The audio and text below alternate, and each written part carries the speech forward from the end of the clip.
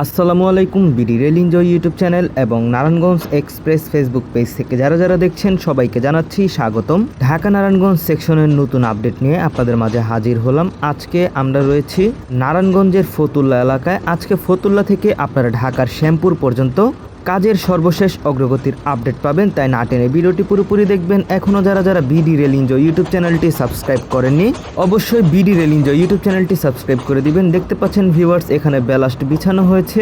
এই অংশে ফতুল্লা রেল স্টেশনের পয়েন্টগুলো নির্মাণ করা হচ্ছে।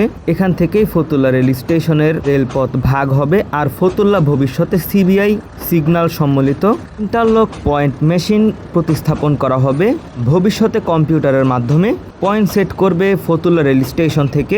এখানে দেখতে পাচ্ছেন ভিউয়ার্স, পয়েন্ট রয়েছে আর সামনেই হচ্ছে একটি খাল। এই খালের উপরে খুব শীঘ্রই স্টিলের গার্ডারের যে ব্রিজ রয়েছে সেটি তৈরি করা হবে। এখানে দেখতে পাচ্ছেন ওয়েল্ডিং মেশিন। এই ওয়েল্ডিং মেশিনের মাধ্যমে পুরো ঢাকা নারায়ণগঞ্জ সেকশনে ডুয়েল গেজ রেলপথের রেলপাতগুলোকে ওয়েল্ডিং করা হবে। এই ওয়েল্ডিং কার্যক্রমটি জুরাইন গ্যাস পাইপ হতে ফতুল্লার জোড়াপুল এলাকা পর্যন্ত সম্পন্ন করা হয়েছে। মাঝে মাঝে কিছু জায়গাতে ওয়েল্ডিং করা হয়নি, খুব সম্ভবত সেইখানে ফিশ প্লেট লাগানো হবে, তাই ওয়েল্ডিং করা হয়নি। আর আমরা এখন রয়েছি আলীগঞ্জ এলাকায়। এখানে দেখা যাচ্ছে একটি অস্থায়ী রেল ক্রসিং রয়েছে। এই স্থানে ভবিষ্যতে রেল গেট করা হবে কিনা সেটি এখনও বলা যাচ্ছে না। যদি রেল গেট তৈরি করা হয় অফিসিয়ালি, সেটা আমরা আপনাদেরকে ভিডিওর মাধ্যমে জানিয়ে দিব ইনশাল্লাহ। সম্মানিত ভিউয়ার্স, এই স্থানে দেখতে পাচ্ছেন ডুয়েল গেজ রেলপথ স্থাপনের কাজ সম্পন্ন করা হয়েছে। তবে এখনও এদিকে আরও অনেক আনুষঙ্গিক কাজ বাকি রয়েছে। তার মধ্যে বিভিন্ন জায়গায় ফিশ প্লেট লাগানো হবে। কংক্রিটের স্লিপারের সাথে রেলপাতকে সংযুক্ত করতে যে ক্লিপ বসানো হয় সেটি এখনও বসানো হয়নি। আশা করা যায় সেই সকল কাজ খুব শীঘ্রই শুরু করবে বর্তমান ঠিকাদার প্রতিষ্ঠান।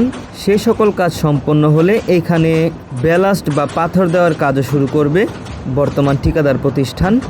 ঠিকাদার প্রতিষ্ঠানের কাছ থেকে আমরা জানতে পেরেছি উক্ত ডুয়েল গেজ রেলপথ একযোগে চালু না করে ধাপে ধাপে চালুর কথা ভাবছে তারা। আমরা জানতে পেরেছি গ্যান্ডারিয়ার পর থেকে নতুন ডুয়েল গেজ রেলপথ দিয়ে শ্যামপুর ওয়াসা পর্যন্ত এসে পুরনো রেলপথে প্রবেশ করবে ট্রেন। তার কারণ পাগলা অংশে কাজ বাকি রয়েছে, তাই উক্ত সিদ্ধান্তটি নেওয়া হচ্ছে। তারপর যদি নতুন ডুয়েল গেজ রেলপথ চালু করা হয়, পুরনো মিটার গেজ রেলপথগুলো তুলে সবার আগে কালভার্টের কাজগুলো শুরু করবে উক্ত ঠিকাদার প্রতিষ্ঠান। কারণ কালভার্ট নির্মাণ করতেই অনেক সময় চলে যায়, তাই তারা একযোগে সেভাবে কাজ করতে চায়। তো দেখা যাক সেটি করে কিনা। আমরা এখন নন্দলালপুর রেলগেট অতিক্রম করছি। নন্দলালপুর হচ্ছে একটি গুরুত্বপূর্ণ রেলগেট, তবে এখানে কোনো গেটম্যান বা রেলগেট নেই। এটি একটি অবৈধ রেলগেট, যা ভবিষ্যতে বৈধ রেলগেটে রূপান্তর করা হবে। আমরা অলমোস্ট পাগলা রেল স্টেশনের কাছাকাছি চলে এসেছি। পাগলা হচ্ছে একটি ডি ক্লাস রেলওয়ে স্টেশন। এখানে কোনো লুপ লাইন নেই, ভবিষ্যতে মেন লাইনই হবে এখানে, যে মেন লাইনের মাধ্যমে আপ এবং ডাউনের ট্রেনগুলো চলাচল করবে। চলুন ভিউয়ার্স, আমরা ধীরে ধীরে সামনের দিকে এগিয়ে যাই এই ট্রেনের মাধ্যমেই। আর পাগলা রেলগেটের পরেই পাগলা রেল স্টেশনের আগে একটি কালভার্ট রয়েছে, যে কালভার্ট নিয়েই মূল সমস্যাটির সৃষ্টি হয়েছে। ভিউয়ার্স, আমরা পাগলা রেলগেট অতিক্রম করলাম। সামনেই দেখতে পাবেন যে আরসিসি বক্স কালভার্ট নির্মাণ করা হচ্ছে। এইখানকার আপডেট আমি আগেও দিয়েছিলাম। যদি আপনারা এখানকার বিস্তারিত আপডেট চান অবশ্যই জানাবেন, সেটি নিয়ে আপনাদের মাঝে হাজির হব। তো এই হচ্ছে সেই কালভার্টটি, যেটি পাগলাবাসীর জন্য বহুল কাঙ্ক্ষিত একটি কালভার্ট। কারণ পূর্বের ঠিকাদার প্রতিষ্ঠান এখানে ছোট ছোট দুইটি কংক্রিটের পাইপ বসিয়েছিল, যার কারণে উক্ত এলাকাবাসী তারা কাজ আটকে দেয়। তারা তখন দাবি জানায় এখানে যাতে কালভার্ট নির্মাণ করা হয়, কারণ কালভার্ট নির্মাণ করা হলে পানিগুলো বর্ষার সময় দ্রুত পাস হবে। তো সেই কথা মাথায় রেখে রেল কর্তৃপক্ষ সিদ্ধান্ত নেয় যে উক্ত ঠিকাদার প্রতিষ্ঠানের মাধ্যমে এখানে আরসিসি বক্স কালভার্ট নির্মাণ করে দিবে, যার কাজ এখন চলমান রয়েছে। আর দেখতে দেখতে আমরা এখন পাগলা রেল স্টেশনে রয়েছি। পাগলা রেল স্টেশনে দুইটি প্ল্যাটফর্ম রয়েছে।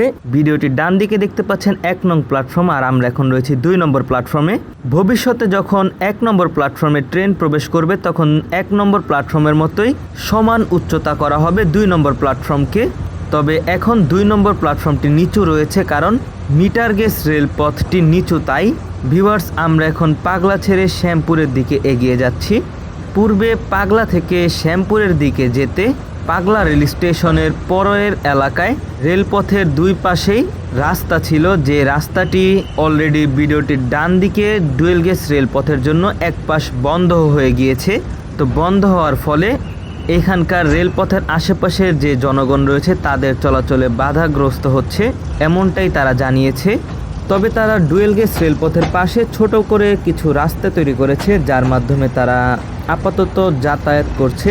যেহেতু উক্ত অংশটি রেলপথের নিজস্ব জায়গা, তাই রেল কর্তৃপক্ষ তাদের নিজস্ব জায়গাতেই ডুয়েল গেজ রেলপথ স্থাপন করছে। তবে আমাদের ট্রেনের ঠিক অপর পাশে যেখানে পদ্মা সেতুর ভায়াডাক্ট রয়েছে, সেই ভায়াডাক্টের নিচে রেলের জমির উপর দিয়ে এখনও অবৈধভাবে রাস্তা ব্যবহার করে ভারী যানবাহন চলাচল করছে। পাগলাবাসী অনেকেই রয়েছেন যে তারা চান এই রেলপথের অপর পাশে যাতে পার্মানেন্টলি একটি রাস্তা তৈরি করা হয়। তাদের উদ্দেশ্যে বলতে চাই, সেটি হচ্ছে রেলের জমি, যা কোনোভাবেই সম্ভব না নতুন করে সড়কপথ তৈরি করার।